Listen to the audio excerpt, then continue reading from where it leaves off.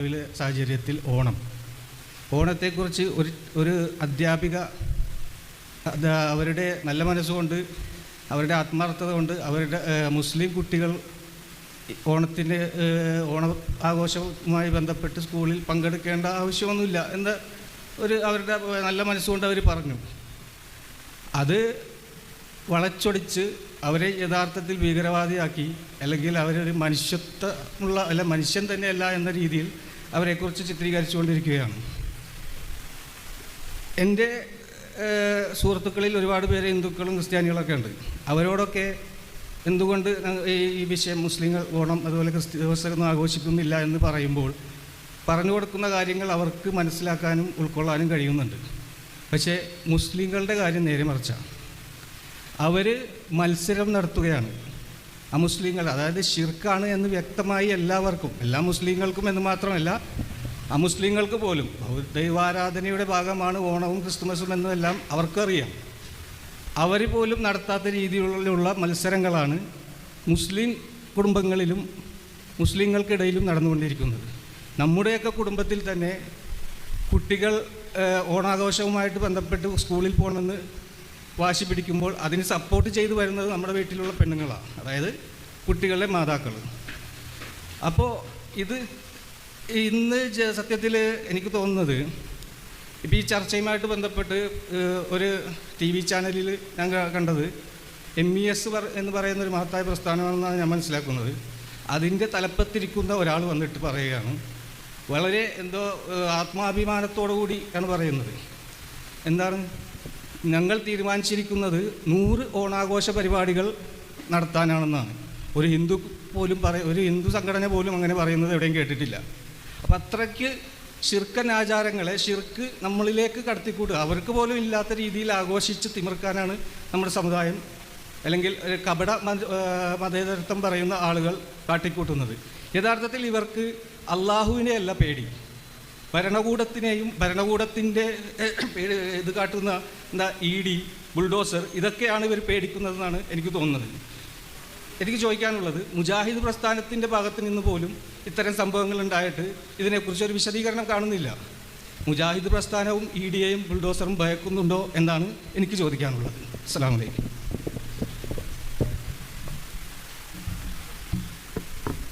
അൽഹംദുലില്ലാ, ഇത് സംബന്ധമായ ഒരു വലിയ ചർച്ച തന്നെ കഴിഞ്ഞ ദിവസം നടത്തിയ വിവരം സന്തോഷത്തോടെ അറിയിക്കുകയാണ്. കാരണം വെച്ചാൽ നമുക്ക് ED അല്ല, അതിൽ ഫുൾഡോസറല്ല, ഇതിനപ്പുറം എന്തെങ്കിലും ഉണ്ടെങ്കിൽ അതിനെയും ഭയപ്പെടേണ്ട കാര്യം മുസ്ലിം ഉമ്മത്ത് എന്ന നിലക്ക് നമുക്കില്ല എന്ന് തന്നെയാണ്. ഇവിടെ നേരത്തെ സൂചിപ്പിച്ചതുപോലെ രാജാവിനേക്കാൾ വലിയ രാജഭക്തിയാണ് പലപ്പോഴും ആളുകൾക്കുള്ളത്. നമ്മുടെ രാജ്യം നമുക്ക് അനുവദിച്ചു തരുന്ന സ്വാതന്ത്ര്യം എന്ത്, ഫ്രീഡം എന്ത് എന്ന് പോലും തിരിച്ചറിയാത്ത ആളുകളായി മാറിയിരിക്കുന്നു. അതുകൊണ്ടാണല്ലോ കട്ട വോട്ട് കൊണ്ട് അധികാരത്തിലെത്തുന്ന ഭരണാധികാരികൾ നമുക്കുണ്ടായത്. വോട്ട് കെട്ടിട്ട് അധികാരത്തിലെത്തിയിട്ട് പോലും പ്രതികരണശേഷിയില്ലാതെ പോകുന്നൊരു സമൂഹം രൂപപ്പെടുന്നത് മാനസികമായ അടിമത്വത്തിലേക്ക് വീണുപോയ ഒരു ജനത ഇവിടെ ഉള്ളത് കൊണ്ടാണ് എന്ന തിരിച്ചറിവ് നമുക്കുണ്ട്. ഏതായിരുന്നാലും ഓണാഘോഷം എന്ന് പറയുമ്പോൾ ആത്യന്തികമായി അത് പരിശോധിക്കുമ്പോൾ അടിസ്ഥാനപരമായി നമുക്ക് ഉറപ്പിച്ച് പറയാൻ കഴിയുന്നൊരു കാര്യമാണ്, അതിൻ്റെ ഓരോ ഇടങ്ങളിലും അതിൻ്റെ ഓരോ ഐതിഹ്യങ്ങളിലും അതുപോലെ തന്നെ അതിൻ്റെ ഓരോ കാര്യങ്ങളിലും ശിർക്ക്പരമായ അവിശ്വാസപരമായ സംഗതികളുണ്ട്. 100% ഉറപ്പാണത്. അത്തപ്പൂക്കളം പോലും ഇപ്പോൾ വീടിൻ്റെ മുന്നിൽ ഓണാഘോഷവുമായി ബന്ധപ്പെട്ട അത്തപ്പൂക്കൾ ഇടുമ്പോൾ അതിൻ്റെ മുന്നിൽ വെക്കുന്ന, അല്ലെങ്കിൽ അതിൻ്റെ നടുവിൽ വെക്കുന്നത് തൃക്കാക്കര അപ്പനെയാണ്. തൃക്കാക്കര അപ്പൻ എന്ന് വെച്ചാൽ നമുക്കറിയുന്ന നമ്മുടെ തൊട്ടടുത്ത പ്രദേശത്തുള്ള ഒരു ക്ഷേത്രത്തിലെ പ്രതിഷ്ഠയാണ്. ആ ക്ഷേത്രപ്രതിഷ്ഠ ആ അത്തക്കളത്തിൻ്റെ നടുവിൽ വെച്ചുകൊണ്ട്, അഥവാ നിങ്ങൾക്ക് തൃക്കാക്കരയിലേക്ക് വന്ന് അപ്പനെ കാണാൻ കഴിഞ്ഞില്ലെങ്കിൽ നിങ്ങളുടെ വീട്ടുമുറ്റത്ത് അത്തക്കളം ഇട്ടിട്ട് നിങ്ങൾക്ക് എന്തെടുക്കാം, അത് ആഘോഷിക്കാം എന്ന് പറയുന്ന അത്തക്കളം പോലും നമ്മുടെ മുസ്ലിം സൊസൈറ്റിയിൽ ഉള്ള ആളുകൾ വളരെ ലാഘവത്തോടെ അവരുടെ കമ്പനിയിൽ അതുപോലെ അവരുടെ വീടിൻ്റെ അകത്തളങ്ങളിൽ ഒക്കെ ഇടുന്ന ഒരു കാലഘട്ടത്തിലേക്ക് മറിഞ്ഞു പോയിരിക്കുകയാണ്.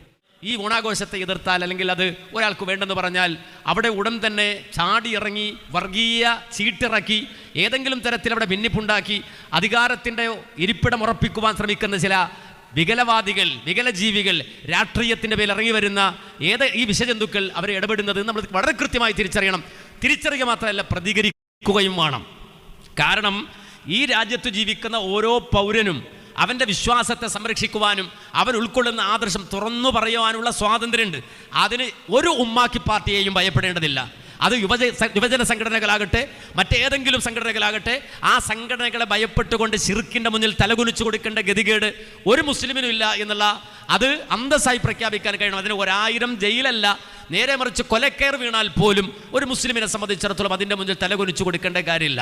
മാത്രമല്ല അതൊരിക്കലും നമ്മുടെ നാട്ടിലെ മതേതരത്വമല്ല. നമ്മൾ പറയുന്ന സെക്യുലറിസം എന്ന് പറഞ്ഞാൽ, മതേതരത്വം എന്ന് പറഞ്ഞാൽ അവൻ്റെ മതം ഞാൻ സ്വീകരിക്കുകയും എൻ്റെ മതം അവൻ സ്വീകരിക്കുകയും ചെയ്യുന്നതല്ല. നേരെ മറിച്ച് മതനിരപേക്ഷതയാണ്. വെസ്റ്റേൺ കൺസെപ്റ്റിലുള്ള സെക്യുലറിസം അല്ല നമ്മുടെ സെക്യുലറിസം. അവനവൻ്റെ ആദർശം സ്വീകരിക്കുവാനും അത് ആചരിക്കുവാനും അത് പരസ്യമായി പ്രഖ്യാപിക്കുവാനുമുള്ള സ്വാതന്ത്ര്യം നൽകപ്പെട്ട രാജ്യമാണത്. മാത്രമല്ല ഏതെങ്കിലും തരത്തിലുള്ള ഹൈന്ദവ ആചാരം സ്വീകരിക്കുമ്പോഴല്ല ഇന്ത്യൻ മതേതരത്വം പുലരുന്നത്, പൂത്തുലയുന്നത്. അങ്ങനെയില്ല. നേരെ തിരിച്ചൊന്ന് ചിന്തിക്കുക. നമ്മൾ ബലിപെരുന്നാൾ ആഘോഷിക്കുന്നു, ഈദുൽ അദ്ഹ ആഘോഷിക്കുന്നു. നമ്മുടെ നാട്ടിൽ കുറച്ച് ബ്രാഹ്മണ സുഹൃത്തുക്കളുണ്ടെന്ന് വിചാരിക്കുക. നമ്മൾ പറയുകയാണ് നമ്മൾ ഉണ്ടാക്കുന്ന മട്ടനും അതുപോലെ നമ്മൾ ഉണ്ടാക്കുന്ന ബീഫും ഇതൊക്കെ ഈ ബ്രാഹ്മണന്മാർ കഴിക്കണം, കഴിച്ചില്ലെങ്കിൽ അവർ വർഗീയവാദികളാണെന്ന് പറഞ്ഞാൽ എങ്ങനെയുണ്ട്? എങ്ങനെയുണ്ട് നിങ്ങൾ ആലോചിച്ച് നോക്കുക. ഏതെങ്കിലും ഒരു ബ്രാഹ്മണ സുഹൃത്ത് രംഗത്ത് വന്നിട്ട് പറയുകയാണ്, അവരോട് നിങ്ങൾ സഹകരിച്ചില്ലെങ്കിൽ, അവരുടെ മട്ടൻ ബിരിയാണി നിങ്ങൾ തിന്നില്ലെങ്കിൽ, ബീഫ് നിങ്ങൾ കഴിച്ചിട്ടില്ലെങ്കിൽ ഞാൻ 100 പെരുന്നാൾ ആഘോഷ പരിപാടികൾ നമ്മുടെ കമ്മ്യൂണിറ്റിയിൽ നടക്കുമെന്നൊരു ബ്രാഹ്മണ സഹോദരൻ പറഞ്ഞാൽ എങ്ങനെ ഉണ്ടാവും? നിങ്ങൾ ആലോചിച്ച് നോക്ക്. അതാണോ മതേതരത്വം? അതാണോ സൗഹാർദ്ദം? അതാണോ ഇന്ത്യൻ ഭരണഘടന നമുക്ക് തരുന്ന സ്വാതന്ത്ര്യം? അല്ലല്ലോ. അപ്പോൾ നമ്മുടെ നാട്ടിൽ ഒരു ബ്രാഹ്മണ സഹോദരൻ ഉണ്ടെങ്കിൽ അവൻ്റെ വിശ്വാസം ആചരിക്കാൻ അവകാശമുണ്ട്. എൻ്റെ പെരുന്നാൾ എനിക്ക് ആഘോഷിക്കാൻ അവകാശമുണ്ട്. എൻ്റെ പെരുന്നാളിന് എൻ്റെ ബിരിയാണിയും അതുപോലെ എൻ്റെ മാംസവും അവൻ്റെ വിശ്വാസത്തെ ത്യജിച്ച് ആ ബ്രാഹ്മണൻ കഴിക്കണമെന്ന് വാശി പിടിക്കുന്നുവെങ്കിൽ യഥാർത്ഥത്തിൽ ഇന്ത്യ അറിയാത്തവൻ ഈ വികൃതം പേറുന്നവനാണ്. മനസ്സിലാക്കണം. നമുക്കറിയാം ജാസ്മിൻ ജാഫർ എന്ന് പറഞ്ഞ ഒരുത്തി ഗുരുവായൂരമ്പലത്തിൽ പോയി വെള്ളത്തിൽ കാലിട്ടല്ലോ. ഇവിടെ പുണ്യാഹം ഗവൺമെൻറ് ചെലവിലാണ് അവിടെ ശുദ്ധി കലശം നടത്തിയത് അല്ലേ? അപ്പോൾ അത് വെച്ചിട്ട് വർഗീയത പറയാൻ പറ്റുമോ? പറഞ്ഞ ആളുകളുണ്ട്. എന്തേ ഒരു പെണ്ണ് കാല് അവിടെ വെള്ളത്തിലിട്ടപ്പോൾ അശുദ്ധമായി എന്നൊക്കെ ചോദിച്ചാൽ അത് അവരുടെ ഇടമാണ്, അതൊരു ക്ഷേത്രമാണ്. അവർക്ക് അവരുടേതായ സ്വാതന്ത്ര്യമുണ്ട്, അവരുടേതായ ആചാരമുണ്ട്, അവരുടേതായ പവിത്രതയുണ്ട്. അത് മാനിക്കണം ഒരു മുസ്ലിം. അതാ ചെയ്യേണ്ടത്. അല്ലാതെ അവിടെ കൊണ്ടുപോയി വെള്ളത്തിൽ കാലിടലല്ല. ഈ വെള്ളത്തിൽ കാലിട്ടിട്ട് ആരും ഇന്ത്യ രാജ്യത്ത് മതേതരത്വം തെളിയിക്കേണ്ടതുമില്ല. അത് മതസൗഹാർദ്ദവുമല്ല. നേരെ മറിച്ച് അന്യമതസ്ഥരെ, അവൻ്റെ വിശ്വാസത്തെ, അവൻ്റെ ആചാരത്തെ മാനിക്കണം എന്നാണ് ഖുർആൻ തന്നെ പഠിപ്പിച്ചത്. ലാ തസുബ്ബുല്ലദീന യദ്ഊന മിൻ ദൂനില്ലാഹ്. അല്ലാഹ് പറയാണ്, നിങ്ങൾ അല്ലാഹുവിനെ പുറമെ മറ്റുള്ളവരെ ആരാധിക്കുന്ന ആരാധനാ മൂർത്തികളെ ചീത്ത വിളിക്കരുത്. അതൊരു മര്യാദയാണ്. നബിയുടെ അടുക്കൽ വന്ന ആളുകൾ ഒരു പണി നമുക്കൊരു അഡ്ജസ്റ്റ്മെൻറ്റിലെത്താം. ഇന്നത്തെ ഈ കപട മതേതരത്വവാദികൾ പറയുന്നത് പോലെ ഒരു അഡ്ജസ്റ്റ്മെൻറ്റിൽ 1 കൊല്ലം നമ്മുടെ ആചാരം നിങ്ങൾ ആചരിക്കുക, നിങ്ങളുടെ ആചാരം ഞങ്ങൾ ആചരിക്കാം. മനസ്സിലാക്കണം. അങ്ങനെ നമുക്ക് കൈമാറാം എന്ന് പറഞ്ഞപ്പോൾ അല്ലാഹു ഖുൽ യാ അയ്യുഹൽ കാഫിറൂൻ ലാ അഅ്ബുദു മാ തഅ്ബുദൂൻ വലാ അൻതും അഅ്ബുദൂന മാ അഅ്ബുദു വലാ അന അഅ്ബുദു മാ അഅ്ബദതും വലാ അൻതും അഅ്ബുദൂന മാ അഅ്ബുദു ലക്കും ദീനുക്കും വലിയ ദീൻ. അത് നമ്മൾ വിചാരിച്ച പോലെ മസാല പറഞ്ഞ് വർത്താനല്ല. ലക്കും ദീനുക്കും വലിയ ദീൻ. നിനക്ക് നിന്റെ മതം, എനിക്ക് എൻ്റെ മതം. ആ മസാല വർത്താനല്ലത്. നേരെ മറിച്ച് ഖുൽ യാ അയ്യുഹൽ കാഫിറൂൻ, കാഫിറുകളെ. വിളി തന്നെ അങ്ങനെയാണ്. കാഫിറുകളെ, നിന്റെ ആരാധന എൻ്റെ ആരാധനയല്ല, എൻ്റെ ആരാധന നിന്റെ ആരാധ്യതയുമല്ല, എൻ്റെ ആരാധ്യൻ നിന്റെ ആരാധ്യനല്ല, നിന്റെ ആരാധ്യൻ എൻ്റെ ആരാധ്യനുമല്ല. ലക്കും ദീനുക്കും വലിയ ദീൻ. നിനക്ക് നിന്റെ മതം, എനിക്ക് എൻ്റെ മതം. അന്തസ് അവിടെയാണ്. അല്ല അവലൂസുണ്ടേ അല്ല, അന്തസ് അവിടെയാണ്. ഞാൻ മുസ്ലിമാണ്. ഞാൻ ശിർക്കിൻ്റെ ഏതെങ്കിലും ഒരു ഇടപാടിൽ സഹകരിച്ച് 1 കൊല്ലം അങ്ങോട്ടും ഇങ്ങോട്ടും അഡ്ജസ്റ്റ് ചെയ്യാന്നുള്ളതില്ല. അതിന് ഏത് വലിയ സംഘടന ആൾ പറഞ്ഞാലും സ്വീകാര്യമില്ല മുസ്ലിമിന്. അങ്ങനെയാണെങ്കിൽ പിന്നെ പ്രശ്നമില്ലല്ലോ. റസൂൽ എന്തിനാണ് അടികൊണ്ടത്, ചവിട്ടുകൊണ്ടത്? പ്രവാചകൻ എന്തിനാണ് ഇതാ കഅബാലയത്തിനടുക്കൽ വന്ന് നിസ്കരിക്കുമ്പോൾ പോലും പ്രയാസം സഹിക്കേണ്ടി വന്നത്? ഖുർആൻ തന്നെ ചോദിച്ചില്ല, അറഅയ്തല്ലദീ യൻഹാ അബദൻ ഇദാ സല്ലാ അറഅയ്ത ഇൻ കാന അലൽ ഹുദാ ഔ അമറ ബിത്തഖ്വ. എന്തിനായത്ത്? നബിയുടെ അടുക്കൽ വന്നിട്ട് റസൂൽ നിസ്കരിക്കും എന്ന് പറയുമ്പോൾ ആളുകൾ തടയാൻ നിൽക്കുകയാണ്. ഇത് പറ്റൂല, ഞങ്ങളെപ്പോലെ ആവണം നിങ്ങളും എന്ന് പറയുകയാണ്. എന്തേ അള്ളാഹുവിൻ്റെ റസൂലിനോട് അല്ലാഹ് പറഞ്ഞത്? ലാ തുത്ഉഹു വസ്ജുദ് വഖ്തരിബ്. നബി അവനനുസരിക്കാൻ നിൽക്കണ്ട. അഥവാ അവൻ്റെ ഈ ശിർക്കിൻ്റെ ആചാരം സ്വീകരിക്കണം എന്നാണ് അവൻ പറയുന്നത്. അതിന് നിർബന്ധിക്കുകയാണല്ലോ. അവൻ്റെ ആചാരം സ്വീകരിച്ചില്ലെങ്കിൽ അവൻ ചവിട്ടും കൊല്ലും എന്നൊക്കെയാണല്ലോ പറയുന്നത്. ലാ തുത്ഉഹു വസ്ജുദ് വഖ്തരിബ്. താങ്കൾ അവൻ അനുസരിക്കരുത്, സുജൂദ് ചെയ്യും മര്യാദക്ക്. അള്ളാഹുവിലേക്ക് അടുക്കാനുള്ള വഴി തേടുന്ന ഖുർആൻ നബിയോടല്ല പറഞ്ഞത്. അപ്പോൾ നമ്മുടെ നാട്ടിൽ മതേതരത്വം എന്ന് പറഞ്ഞാൽ നമ്മളിപ്പോൾ നമുക്ക് കാണാൻ കഴിയുന്ന ഒരു സമ്പ്രദായം തന്നെ നമ്മുടെ നാട്ടിലെ ഹൈന്ദവർ തന്നെ അത്ഭുതപ്പെടാണ്. ഇങ്ങനെയാണോ ഓണം ആഘോഷിക്കേണ്ടത് എന്നാ കാര്യം. താത്താമാരുടെ കുട്ടികളും എല്ലാവരും കൂടി അലങ്കാരം നടത്തിയിട്ട് ഒരു തന്നെ അന്നം വിടുകയാണ്. ഏത് ഇങ്ങനെയൊക്കെ ഉണ്ടോ?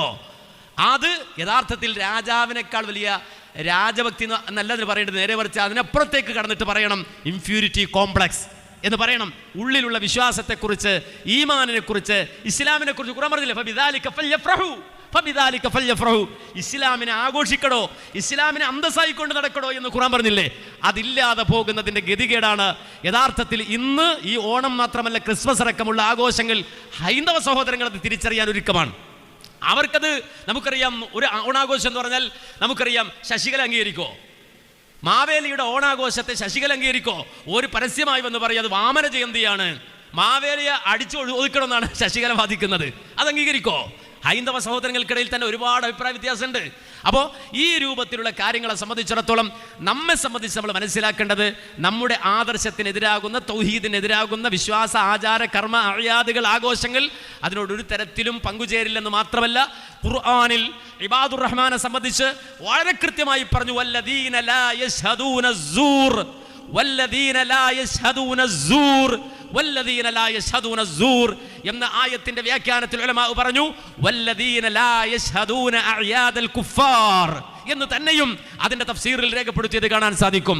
അതായത് ഇബാദുർ റഹ്മാൻ ഒരിക്കലും അവിശ്വാസികളുടെ അഅയാദുകൾ ആഘോഷങ്ങളിൽ അവർ സാക്ഷികളാവുകയില്ല എന്ന് വളരെ കൃത്യമായി ഖുർആൻ പറഞ്ഞ സംഗതിയാണ് എന്നുകൂടി നമ്മൾ തിരിച്ചറിയേണ്ടതുണ്ട്. അതുകൊണ്ട് തന്നെ നമ്മെ സംബന്ധിച്ചിടത്തോളം ഇന്ത്യ രാജ്യത്തെ മതേതരത്വം എന്ന് പറഞ്ഞാൽ ബ്രാഹ്മണൻ ബ്രാഹ്മണനായി ജീവിക്കുമ്പോൾ അവൻ ബ്രാഹ്മണനായി ജീവിക്കുന്നുണ്ട്, ക്രിസ്ത്യാനി ക്രിസ്ത്യാനിയായി ജീവിക്കുന്നുണ്ട്, അവൻ്റെ ആഘോഷങ്ങളുണ്ട്, ആചാരങ്ങളുണ്ട്. അത് പൂർണ്ണമായും അത് പാലിക്കാൻ സ്വാതന്ത്ര്യമുണ്ട്. അതിനെ ആക്ഷേപിക്കാനോ അപമാനിക്കാനോ പാടില്ല. എന്നാൽ മുസ്ലിമായിട്ട് തന്നെയാണ് ജീവിക്കേണ്ടത്. മാത്രമല്ല, ഇന്ത്യയുടെ മറ്റൊരു സവിശേഷത നമുക്കറിയാം, ഇന്ത്യ രാജ്യത്താണ് യഹോവ വിറ്റ്നസ് എന്ന് പറയുന്ന ഒരു സംഘം ജീവിക്കുന്നത്. യഹോവ സാക്ഷികൾ അവരൊരിക്കലും ദേശീയ പതാകയെ ബഹുമാനിക്കില്ല, സല്യൂട്ട് ചെയ്യില്ല. സ്വാതന്ത്ര്യ ദിനത്തിൻ്റെ അന്ന് ദേശീയ പതാക ഉയർത്തിക്കഴിഞ്ഞാൽ ആ ഫ്ലാഗിന് സല്യൂട്ട് ചെയ്യില്ല യഹോവ സാക്ഷികൾ.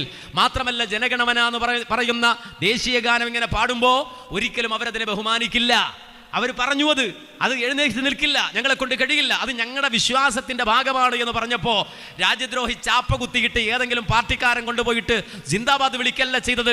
നേരെ മറിച്ച് ആ വിഷയം സുപ്രീം കോടതി, ആ കോടതിയിൽ എത്തിക്കഴിഞ്ഞപ്പോൾ സുപ്രീം കോടതി കൊടുത്ത വിധി നിങ്ങൾ നിങ്ങളുടെ വിശ്വാസത്തിനെതിരെ ചെയ്യേണ്ടതില്ല എന്നാണ്. നിങ്ങൾ നിങ്ങളുടെ വിശ്വാസത്തിനെതിരെ ചെയ്യേണ്ടതില്ല, നിങ്ങളതിനെ അപമാനിക്കരുത്, ആക്ഷേപിക്കരുത്.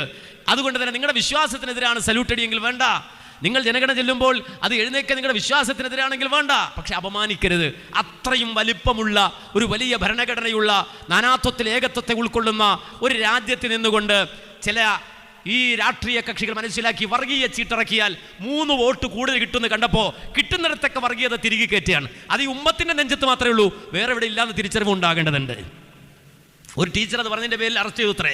എങ്കിൽ ആദ്യം അറസ്റ്റ് ചെയ്യേണ്ടത് ശശികലയാണ്. അറസ്റ്റ് ചെയ്യാൻ ധൈര്യമുണ്ടോ? വർഗീയവാദം പരസ്യമായി വിളിച്ചു പറയുന്നത് എത്രയോ സർക്കാർ ഉദ്യോഗസ്ഥന്മാരുണ്ട്. അറസ്റ്റ് ചെയ്യോ? ഏതെങ്കിലും ഒരു രാഷ്ട്രീയ പാർട്ടിക്കാരൻ തെരുവിൽ ഏതെങ്കിലും തരത്തിൽ ബസ് കലർന്നതിൻ്റെ പേരിൽ പിഴയിട്ടവരുണ്ട്.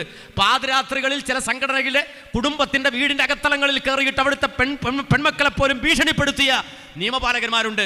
അതേ സന്ദർഭത്തിൽ തന്നെ നിയമസഭയുടെ ഉള്ളിൽ ആ പരസ്യമായിക്കൊണ്ട് തന്നെ ലോകം മുഴുവൻ ടെലികാസ്റ്റ് ചെയ്തുകൊണ്ട് നിയമസഭയിലെ സാമാജികരായ ആളുകൾ ആ നിയമസഭക്കുള്ളിൽ അടിച്ചു തകർത്തു കൊടുത്ത കസേരകൾ ഈ പൊതുമുതൽ തല്ലി തകർത്തു. ഒരു കേസെടുത്തിട്ടുണ്ടോ? ഉണ്ടോ? എന്തേ 2 നീതി വരുന്നത്? അപ്പോൾ പ്രതികരണ ശേഷിയില്ലെങ്കിൽ കുനിഞ്ഞു നിന്ന് മുതുക് കാണിച്ചു കൊടുക്കുക, ഏമാന്മാർ അടിച്ചുകൊള്ളും. ആ ഒരു അവസ്ഥയിലേക്ക് കാലം മാറുകയാണ്. പണ്ട് കവികൾ പാടിയിട്ടുണ്ടത്രേ, എന്ത് കടുക്കവെള്ളം ഞാൻ കുടിച്ചുകൊള്ളാം, നിങ്ങൾ എന്തും ചെയ്തുകൊള്ളോ, നിങ്ങൾ എന്തും ചെയ്തോ, മിണ്ടുന്നില്ല എന്ന് പറഞ്ഞതുപോലെ അത്തരം ഒരു സാഹചര്യത്തിലേക്ക് പോകേണ്ട ഗതികേട് ആർജവമില്ലാത്ത ഒരു സമൂഹത്തെ സംബന്ധിച്ചിടത്തോളം അവർക്ക് ഉണ്ടാകുമെന്നുള്ളത് സ്വാഭാവികമാണ്. മാത്രമല്ല, ഒരുപാട് കോളേജുകളിൽ ഈ നിലപാട് സ്വീകരിക്കുന്നുണ്ട്. ഇപ്പോൾ വന്നൊരു വാർത്ത, പ്രിൻസിപ്പൽ അനുമതി നൽകിയില്ല, ഓണാഘോഷമില്ലാതെ നെന്മാറ NSS കോളേജ് വാർത്ത വരികയാണ്. ഈ ഓണാഘോഷം അനുവദിക്കാത്ത NSS കോളേജിൽ പോയിട്ട് ഈ പറയുന്ന ഏമാമാർ, ഈ പറയുന്ന യുവ തുർക്കികൾ എന്നൊക്കെ പറയാവുന്ന ആളുകൾ പോയിട്ട് കേസും ബഹളവും ഉണ്ടാക്കോ, മാർച്ച് നടത്തോ? അപ്പോൾ നിങ്ങൾ മനസ്സിലാക്കണം, ഇത് വർഗീയ ചീട്ടാണ്. ആ ചീട്ട് ഇന്ത്യ രാജ്യത്ത് വിജയിക്കുമെന്ന് കണ്ടു കട്ട വോട്ട് കൊണ്ട് അധികാരത്തിൽ കയറിയവൻ ആ അധികാരത്തിലെത്തിയത് വർഗീയത പറഞ്ഞും വർഗീയത പ്രചരിപ്പിച്ചും വെറുപ്പുൽപാദിപ്പിച്ചുമാണെങ്കിൽ ഇന്ത്യ രാജ്യത്ത് ഭിന്നിപ്പിച്ച് ഭരിക്കുക എന്ന രാഷ്ട്രീയം, ആ രാഷ്ട്രീയം പണ്ട് കൊളോണിയൽ ശക്തികൾ ബ്രിട്ടീഷ് ഏമാന്മാർ നടത്തി വിജയിച്ചതാണ് എന്ന് കണ്ടുകൊണ്ട് ആ വഴിയിലൂടെ നടക്കാൻ തീരുമാനിച്ച നമ്മുടെ നാട്ടിൽ വോട്ട് വാങ്ങി നമ്മുടെ വോട്ട് വാങ്ങി അധികാരത്തിലെത്തുന്ന ഏമാന്മാർ ഇപ്പോൾ വർഗീയത കൊണ്ട് വർഗീയത പുഴുങ്ങിയിട്ട് അതുകൊണ്ട് എങ്ങനെ വോട്ട് വാങ്ങാൻ കഴിയുമെന്ന് ചിന്തിച്ചു തുടങ്ങിയ കാലത്ത് ആർജവമുള്ള മനുഷ്യർ എഴുന്നേറ്റ് നിന്ന് സംസാരിക്കാൻ തയ്യാറാകണം, പ്രതികരിക്കാൻ തയ്യാറാകണം.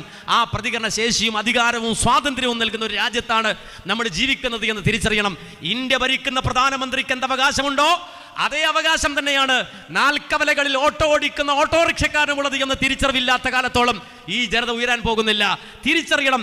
ഒരു റെയിൽവേ സ്റ്റേഷനിലെ ചായപ്പിടിയിലെ ചായവാലയായിരുന്നു നമ്മുടെ രാജ്യത്തിൻ്റെ പ്രധാനമന്ത്രി എന്ന് തിരിച്ചറിവുണ്ടെങ്കിൽ നമ്മുടെ നാട്ടിൽ ചായപ്പിടിയിൽ ചായ അടിക്കുന്നവന് എത്തിപ്പെടാൻ കഴിയുന്നൊരു മേഖലയാണ് രാജ്യത്തിൻ്റെ ഉന്നതാധികാര കേന്ദ്രമെന്ന് തിരിച്ചറിവുണ്ടാകുമ്പോഴാണ് രാജ്യത്തെ പൗരൻ്റെ വലിപ്പം മനസ്സിലാവുക.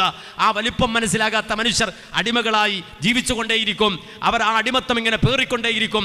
എന്നാൽ ഈ രൂപത്തിൽ വർഗീയ ചീട്ടിറക്കി കളിക്കുന്ന ആളുകൾ അവരുടെ വർഗീയതയും ആ ചീട്ടും മനസ്സിലാക്കുന്നവരെ സംബന്ധിച്ചിടത്തോളം ഈ തരത്തിലുള്ള കോപ്രായങ്ങൾക്ക് മുന്നിൽ തലവെക്കുന്ന പ്രശ്നമില്ല.